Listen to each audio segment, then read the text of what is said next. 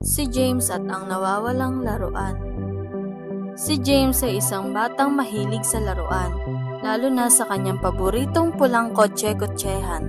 Kahit saan siya magpunta, palagi niya itong dala. Ngunit may isang problema. Si James ay sobrang kalat at hindi marunong magligpit ng kanyang mga gamit. Isang araw, matapos siya maglaro, basta na lang niya iniwan ang kanyang kotse-kotsehan sa sahig at tumakbo palabas para makipaglaro sa kanyang mga kaibigan. Kinabukasan, nang hanapin niya ito, hindi niya na makita. "Nay, nasaan po ang kotse-kotsehan ko?" tanong niya sa kanyang ina. "Hindi ko alam, anak. Ikaw ang huling gumamit niyan. Saan mo ba iniwan?" sagot ng kanyang ina.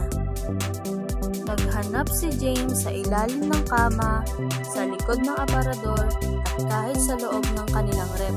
Pero wala pa rin. Nalungkot siya at halos maiyak. Napansin ito ng kanyang kaibigang si Lito at nagtanong, "Bakit ang lungkot mo, James? Nawala kasi ang paborito kong laruan," sagot niya. "Baka kasi hindi mo itinabi ng maayos. Kung mahilig kang magligpit, hindi ka mahihirapang maghanap," payo ni Lito. Dahil sa sinabi ng kaibigan, napaisip si James. Simula noon, natuto siyang magligpit ng kanyang mga gamit matapos maglaro. At hindi nagtagal, natagpuan niya ang kanyang nawawalang kotse-kotsehan sa ilalim ng sopa.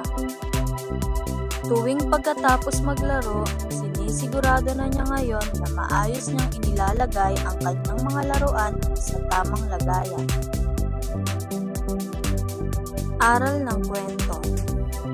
Ang pagiging maayos at responsable sa ating gamit ay nakakatulong upang maiwasan ang abala at pagkawala ng mahahalagang bagay.